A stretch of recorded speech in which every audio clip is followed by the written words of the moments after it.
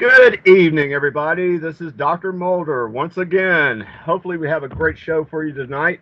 One of my closest buddies is on the air right now with me, and his name is Flash. He goes by Flash for this show. And I've known this guy for quite a few decades. And anyway, he and I, we've been working on stuff off and on for literally for years. And we, tonight he's going to be coming on and he's going to discuss this thing called a gasifier, and it's a really interesting history about how this thing got started. Um, and I tell you, Flash, let me go ahead and I guess we'll give everybody a brief history from my point of view. Then I'm going to let you take the floor from there. Um, I guess this had to have been like 20, 25 years ago. Um, my I had a father-in-law who was in World War II, and in post Germany, he would, they were riding around their jeeps, trying to clean up everything, and they would see these guys in Mercedes Benz when they have a cart on the back and had like a fire, like a coal fire, or like it's like a charcoal grill almost on the back of the Mercedes, and just like I said, just pushing around like a cart. And what he noticed was that these pipes or these tubes are coming off the top of this, whatever this contraption was on the cart, and it's being piped right into the front of the car, right into the engine.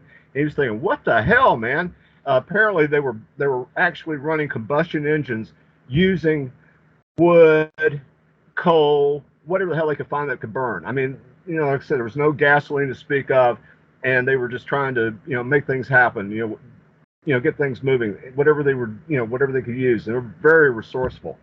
And so a couple of years later, I was going down to a machinist, and Flash and I were working on this little project, and we needed to have some special machine parts.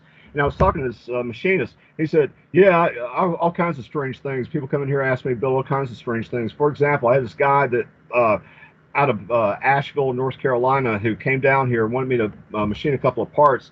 And what he was building was basically this the same thing I was describing that they had in Germany. He was building this. He called it a gasifier, and so it would burn wood and then would pipe the gases that were coming off that burning wood into the car, and he was driving the car off of it. And I said, "Well, how the hell does this work?" And he said, "It's real simple." So he pulled out his lighter, he lit up a piece of paper, and then he hit his lighter again, put it right above the flame and of that coming off the paper. And what would happen is the flame coming off the lighter would immediately start to flare up. And he said, "You see that? You see as the lighter's flaring up?" I said, "Yeah." He said, "What's going on is the gases are coming off that piece of paper that are making it combust, and it's being used by that lighter to increase the flame. All it's doing is just burning the gases coming off that paper." Well, and I was telling Flash about this story, and then it kind of intrigued him, and he decided, what the hell, he's going to try to build one. I think they were having an oil crisis or something, and gas was really getting outrageous, and he decided he would do something really interesting to, see if he become more self-sufficient. So, all right, that's where I stop. That's where you begin. Okay, Flash, what happens? Okay, something that's going to blow your mind. The conversation that we had about this goes back almost 4 decades, brother. That's how long we've known each other. We've known each other since we were in our 20s. This has happened when I was living in Spartanburg. And, let's say we were doing our activities and festivals that some may shun at those young, tender ages of wildness. But we were sitting in the living room, and you and I had already been working on all sorts of stuff, because you were the guy that was financially backing me on electronic parts. I said, "Hey, I'll try these projects, but it's you come up with the parts, which you funded the money for all the stuff that we needed to do everything with."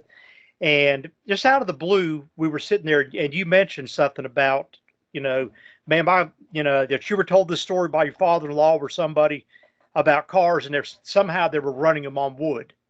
Now, your thing that you were telling me about the machinist, I never heard that from you, believe it or not. Oh, okay. Well, that's so. I just said so. Yeah. It just shows you how weird things are and how small the world is. So basically, what happened was You know, back then there was no internet. There was nothing unless you went to a library or you knew somebody. There was no other way out of it.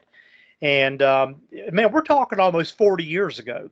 I actually thought about this conversation today when I was working out and thought, man, almost 4 decades ago, brother. That's how far back this goes. So when YouTube came out, I don't know, probably about 10 years ago, 10 or 11 years ago, maybe even a little bit longer than that. You know, I've started messing around with videos, watching them. I wasn't uploading or anything like that, but I started getting interested in it.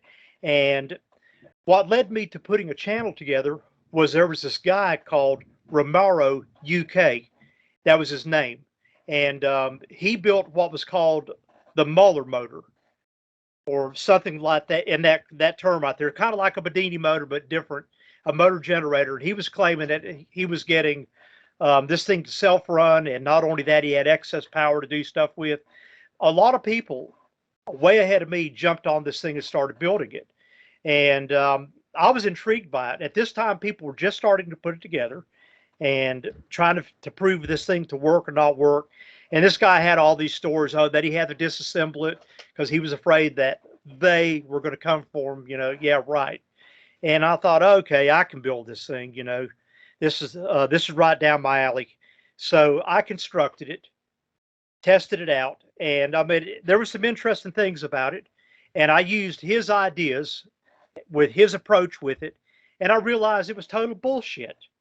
And so that's how I became Flash 001 USA, because I called him out by name and basically called him just a bullshitter in a very nice way, but a bullshitter. And of course, a lot of other people were coming around doing it. Well, that video took off. It did quite well. And so after that, I made a couple more electronic videos. Like I discussed magnets. I did one called Know Your Magnets, show people how to make a reference magnet, how to make an electromagnet, and have a reference magnet, know the difference between north and south pole. Just some very rudimentary, just the most simplest thing you could ever imagine. And it was probably a couple years after that you and I were having the fuel conversation, and we were working with the chemist. We were working with David, and I was looking at setting up alcohol stills to produce fuel for vehicles, because as you mentioned, we were going through a fuel crisis. And, right. This is the second one for me, and it just kind of pissed me off because, it's all criminal. Anybody right. that's out there that knows, the real world, understands it's all a load of crap. Okay. Yeah. So I'm thinking to myself, there's got to be ways to do this, make fuel. So I was talking to the chemist, and I was in a band with him because I play music. And so I was talking to him about this, and he was like, yeah, we can do this. At first, we were going to make a different kind of alcohol. And I discovered a book called Alcohol Can Be a Fuel. I don't have the gentleman's name in front of me, but I'll probably pop the book up here as an afterthought once I mix this video down. And I heard him, I think, of all places, on Art Bell. And I thought, wow, this is interesting. I got the book and actually applied for the license to produce alcohol legally here on the property. I learned everything that I needed to learn about it and what needed to happen. I actually started buying the materials to do it with, which oddly enough became the gasifier. So the more I looked in on it, the more I realized, okay, I don't know about this. I was like, it's going to be a lot of work, because when you make alcohol, you got to distill it to like 190 proof. It's got to be very, very high alcohol content for the vehicle to run on it. And I thought, this is more of a hassle than it's worth it, because I would have to really produce everything in the warm months to carry me through the cold months. And the more I thought about it, the less I was, I guess, motivated to do it. That'd be a good way of putting it. It was then, I don't know why, I couldn't tell you why, but I was thinking about the Muller motor and that guy on that phony baloney setup. And for some reason, the conversation that you and I had in my living room almost 40 years ago came into my mind about running cars off of wood. And I kept imagining, okay, what are you going to do? Shove little wood chunks in the gas tank? I had all this crap going through my mind how it was going to be done. And for some reason, I got lucky. I typed the right words into the YouTube search and um, running engine on wood. And when I did that, everything popped up, and it was like a whole new world opened up for me. I dived into it. I didn't know a damn thing about it, and still, I'm just dangerous because it was all trial and error. I can't say all trial and error because I did talk to some very intelligent people, and they pointed me in the right direction. And there's a lot to it. It's more than just burning the wood to produce it. But Hmm. I jumped into it. The first gasifier I built was a FEMA. Luckily, I was smart enough not to run that gasifier through an engine because you got to have certain temperatures. If you don't have the temperatures right, you get tar in the gas. It'll basically it'll clog up the valves and put hard material on the valves. It'll cause all sorts of problems, and you're rebuilding Right. the engine. Right. And so what I started learning was the FEMA gasifier was meant for just an emergency. They even told you when you did all the research on it, yeah, this will get you some emergency power, but it's not to be a long-term fix because it will destroy whatever engine you're going to put it into. Right. So then I discovered the invert gasifier, which is a totally different beast. And that it was made by a German. His last name was Imbert. And this is what you were seeing, or that is your father-in-law was seeing on all these vehicles. Not only were they running automobiles on this, dude, they flew damn planes on this stuff. I can't I can make believe that it. up. And the as far as the history of gasification goes, it goes back to the days of the jolly old days of Jack the Ripper. And if you've ever seen the old movies of turn of the century England, even before cars or Europe or whatever, and you see the Hmm. guy walking around lighting up all the street lamps, right? Right. They're running Right. them off wood gas. They had a Huh. like you'd have a electricity generation station. They had stations everywhere where they had wood, and they were making wood gas and piping it through pipes all through the streets so that it could run up and people could burn it on the streets to light up. And if I'm not mistaken, I think it was even utilized for people to burn into their houses to light their houses with gas in the house, possibly Hmm. cook, but don't hold me to that.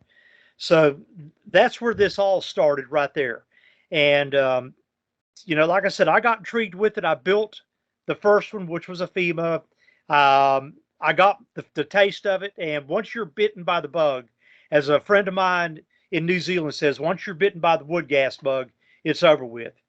It's kind of like being bitten by the guitar bug or whatever going out and playing in clubs bug. It's all the same thing.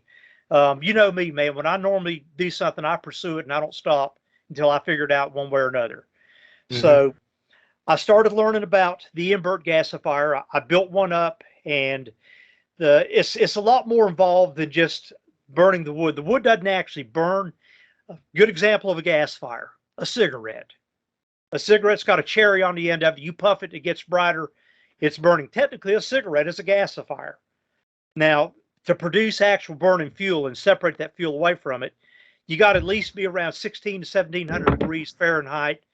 And that starts the process of making clean fuel. Anything below that temperature, you're going to be dealing with tar, which is why I got away from the FEMA because it burns much cooler. So with the invert, they set it up so that they had a hearth in the bottom of this thing, and they had nozzles that would feed into it to bring the air into it. The wood would burn in that hearth. They had what they call a wood hopper above it.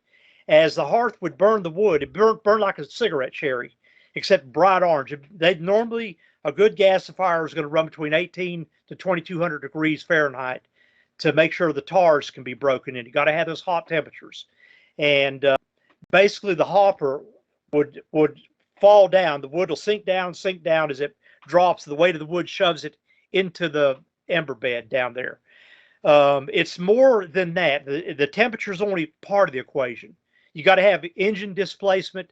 In other words, you got to understand, okay, how much when a piston's drawing back to bring air in from the intake, how much is it pulling a vacuum? And that's part of the displacement. In other words, how much does it have to breathe in? So, and how much air velocity when the engine's running, whatever RPM it is, how much velocity, how fast is the air moving? Because you can be as hot as the sun.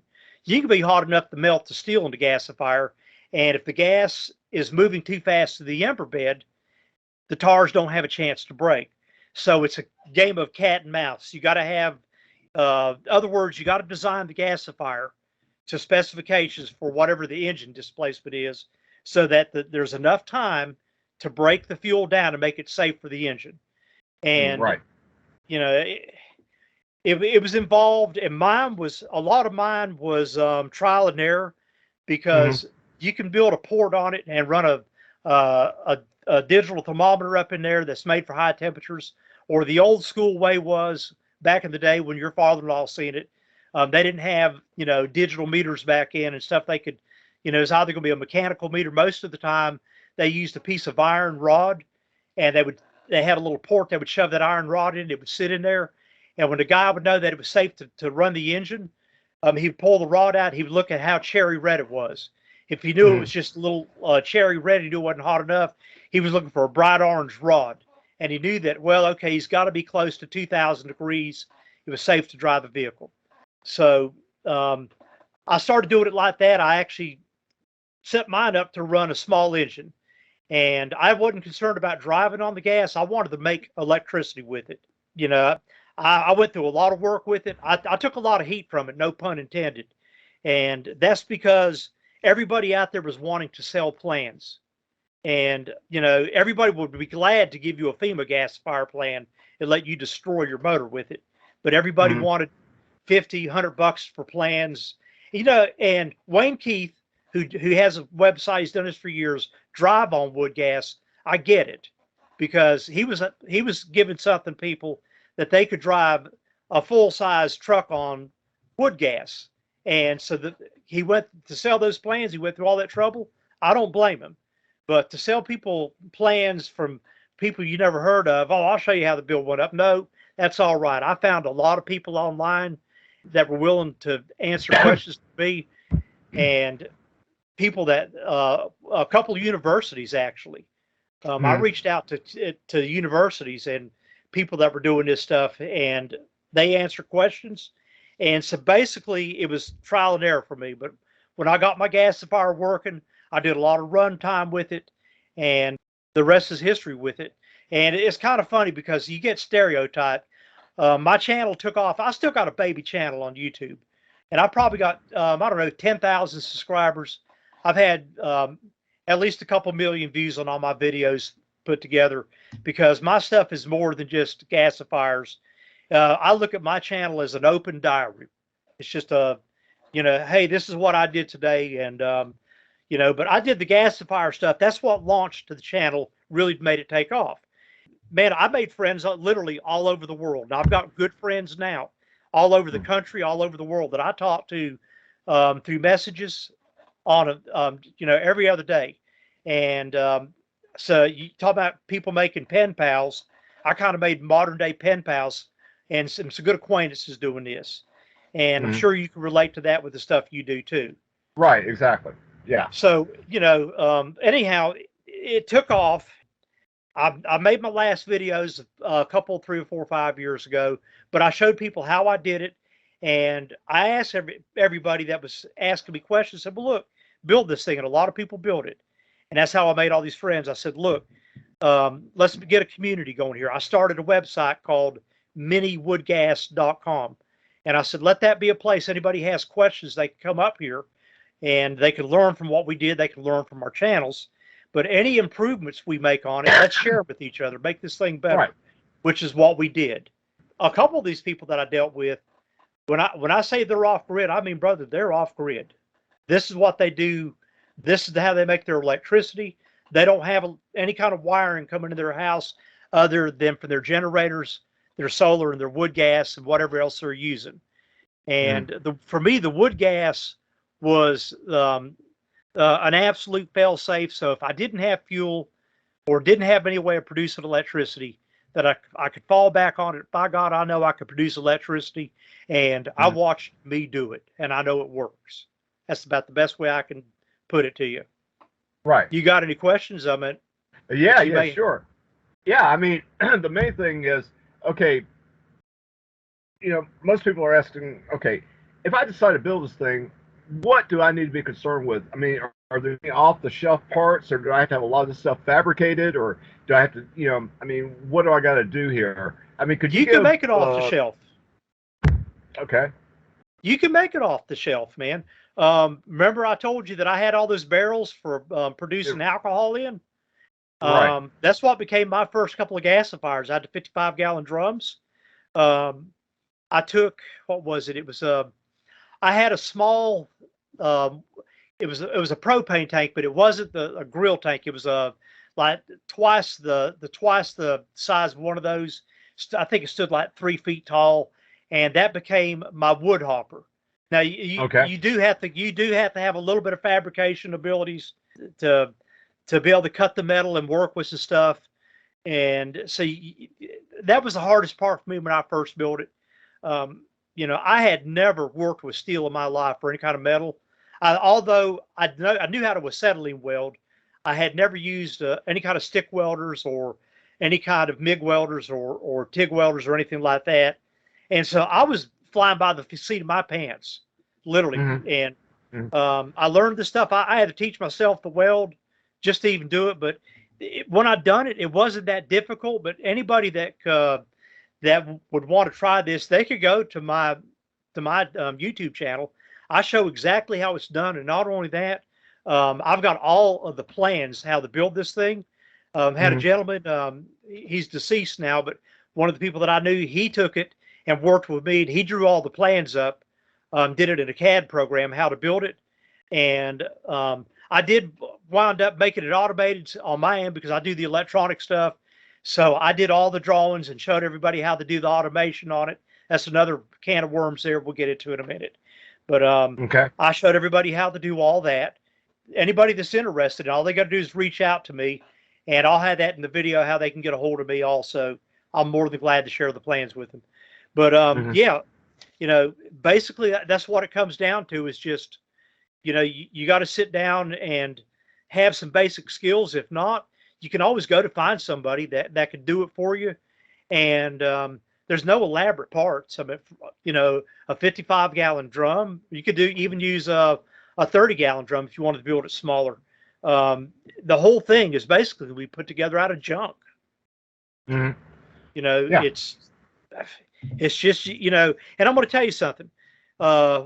Making wood gas and making it correctly so that an engine could run on it without damaging it is like driving a straight drive. Either yeah, you know how to drive a straight drive or you don't. Good right, example would be um, I can give somebody the keys to a regular car that's automatic. They can drive it. I can turn around now and tell them, boy, look, I got this 18-wheeler from 1970s, and it's got multiple gears in it. Well, hey, man, you should be able to drive it, dude. It's got a steering wheel. It's got a horn. You can blow it, and it's got a windshield. But no, you're not going to get in that truck and drive it any more no, than you would a straight drive car, man, without right, making the thing jump and shut down. But wood gas is a funny beast. And well, anything is. That's why their gasoline at the pumps is so stringent. They got 87, 89, and 91, 93, or whatever octanes, and they got vehicles that are built around this to make sure that when you go gas, if it's in your state or out of state or wherever you're driving, that your vehicle will run the same. Now, mm-hmm. I had mentioned to you that with wood gas, that you have to have engine displacement or air velocity moving through the system to make sure that you achieve two things: that you receive the following, that you get the temperatures hot enough to crack the tar, and that the air movement is slow enough to allow the tar to be cracked in there, yet you have enough air movement that you can supply the engine without starving it.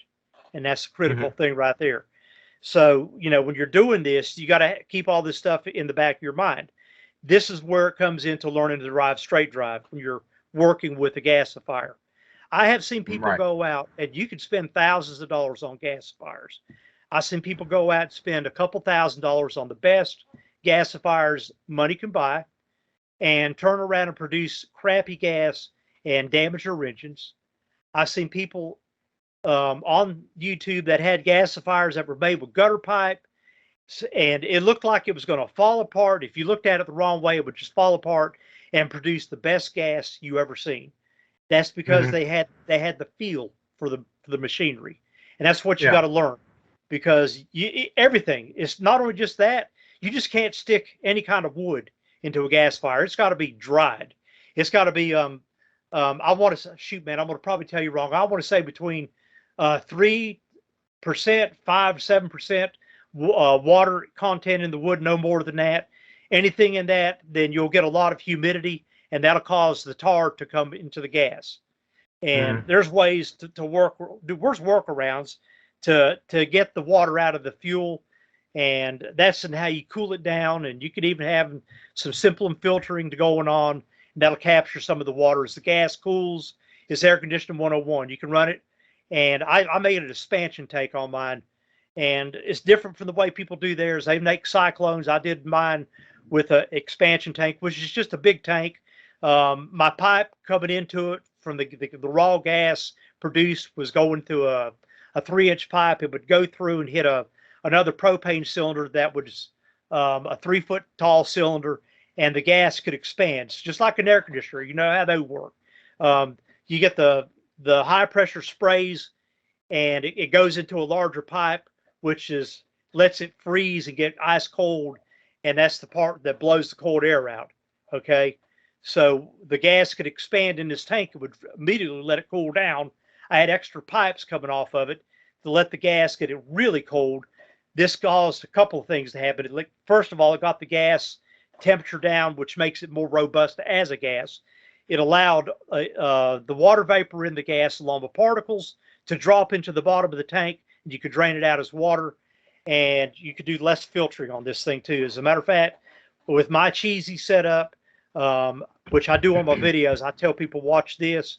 I can blow the flame out, and when it's going through the filtering and going through all the tanks, it's clear. It's like it's invisible.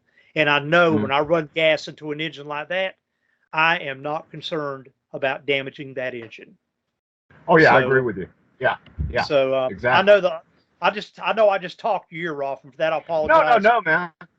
You know, you're the expert on the subject. That's the reason why I'm letting you talk. I mean, you know, this is just something. I know there are people out there that are looking for other ways of doing things.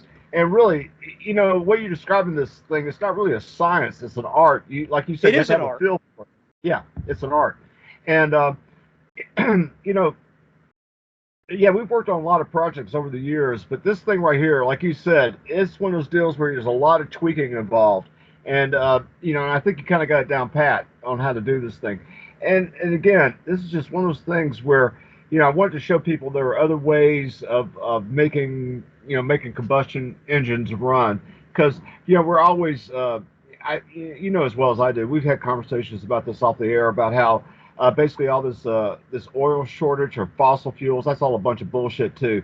I mean, we're up to our eyeballs in oil, ladies and gentlemen. I mean, there's like a 400-year supply of oil for the United States at present rate of consumption up in Alaska right now. That doesn't include what we have here inside the continental United States or offshore. And it's just it's a joke. It's just a joke.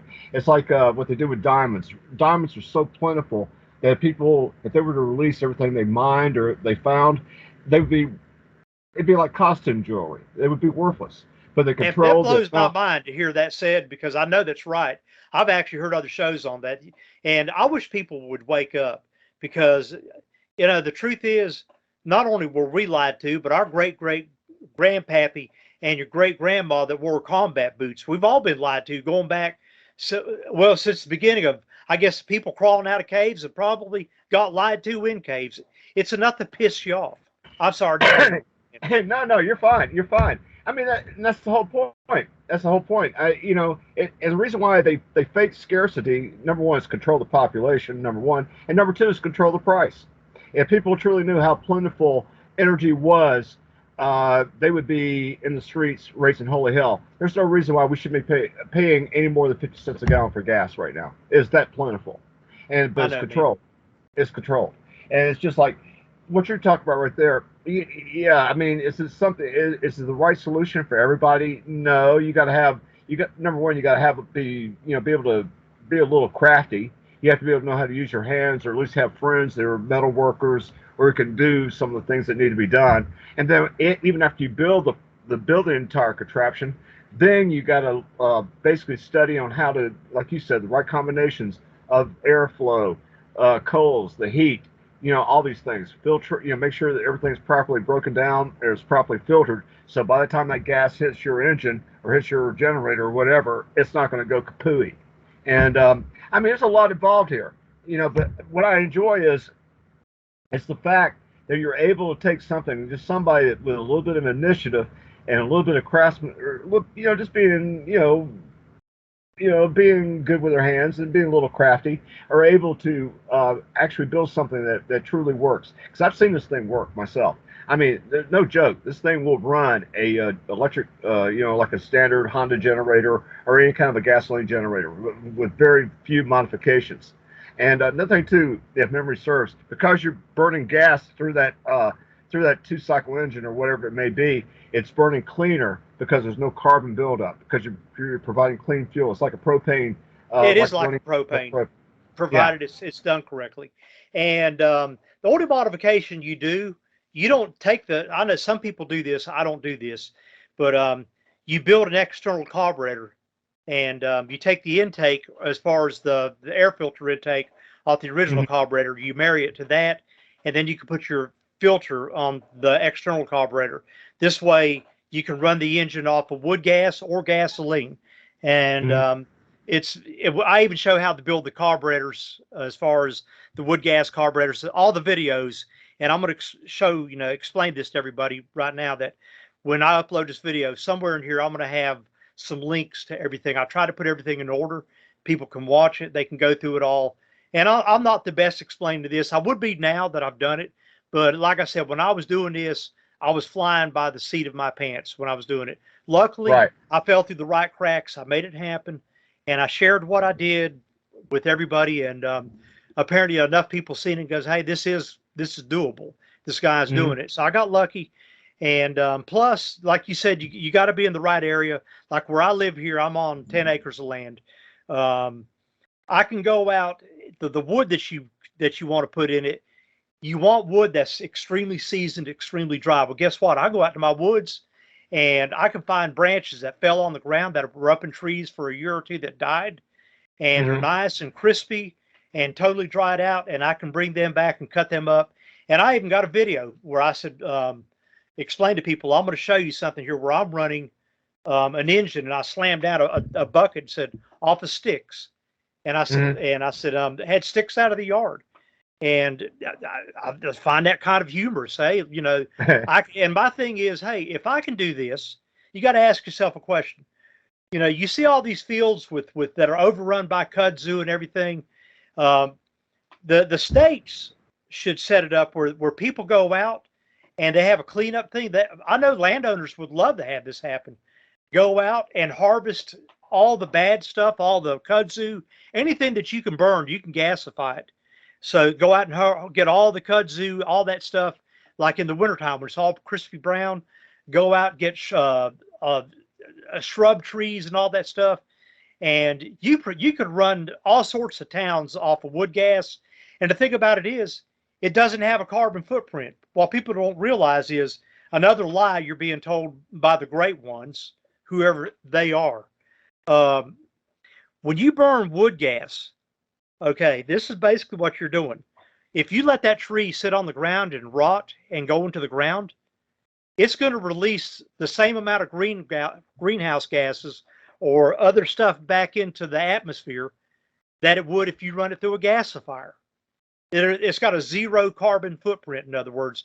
And so you could have all these cities and towns that could utilize this. They could beautify any areas that were overrun that needed to be cleaned up. Instead, I see construction sites where they build and they go and they take all the trees and put them in a pile and they burn them or halfway buried. I'm thinking to myself, man, what a waste. You could create jobs like this, but you're right. The same people that don't want to let you know about a lot of stuff, they don't want nobody knowing about this. Now there are other countries, smaller countries, where they use coconuts, they use the shells off of them. They use all sorts of stuff, and they run towns off of them, and they do just fine. But it's a damn shame. We're supposed to be one of the greater nations in the world, and it's a hoax. It's a joke. Yeah. And the joke is on us, people. That's all I can tell you. The joke is on us. And Yeah. you talking about, I did everything out of necessity.